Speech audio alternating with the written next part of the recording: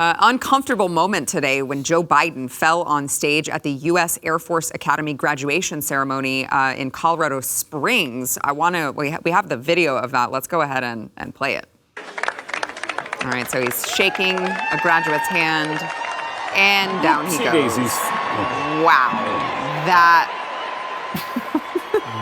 He has a hard time getting up, too. They have to help him up. And by the way, I'm not laughing that he fell. I'm, as Pat pointed out during the break, why are the people cheering? Yeah, they're cheering. There's no change in tone. Down he went. Louder when he went down, and I'm having a hard time understanding. That is a bad fall. Yeah, he went down hard. Especially when you're in your 80s, that's a bad fall. Did he trip over something? It doesn't look like he it. just fell off the podium. He must have forgotten that there was a step down. Was it? Because he points back at something like, I didn't see that. Who was on that podium? Oh, right there. Now I'm down here. He did point back. Which, again, I mean, you hate to see someone so frail just kind of, you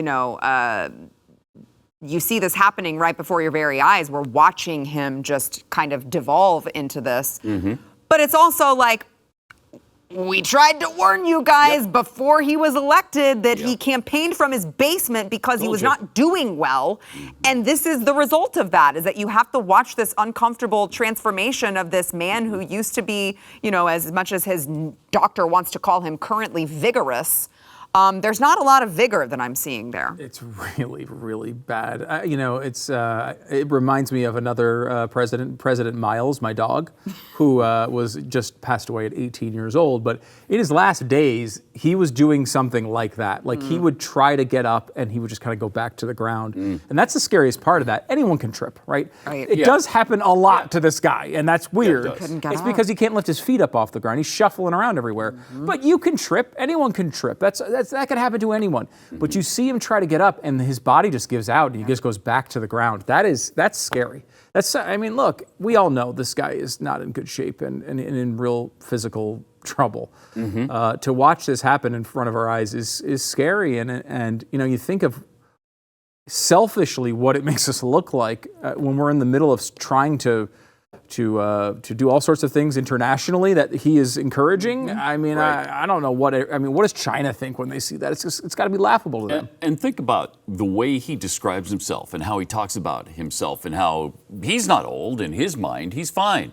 He's fine, and his doctor tells us that he's super vigorous, and the guy's in incredible shape for 80 years old. No, he's not.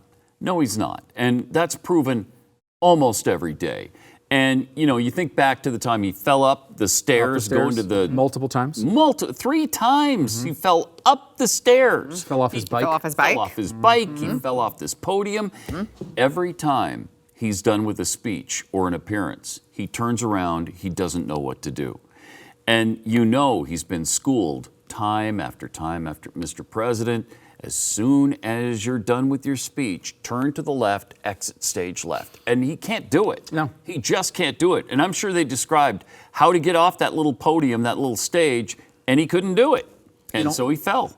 In almost every one of his appearances, he's got a note card in front of him with exactly what he has to do. It says you're here. It notes that he is present at his own event. Right. And then tells him what to say, where to go, what question is coming, how to step off the podium. I guess he didn't read that part of it. It's pathetic. Well, and despite all of that, how many Democrats will vote for him in the presidential election? Almost all of them. If he's the nominee, they'll all vote for him. Especially if they hate Trump as much as they say they do. They don't care. They don't care if Donald Trump would be a better president. They hate him. Right. So that's a real problem. I honestly, at this point, between him and Fetterman and Feinstein and Pelosi, it's really bad. This is like leadership that belongs in some sort of nursing home. Yep. And they keep trotting them all out there, even though they don't know what's going on.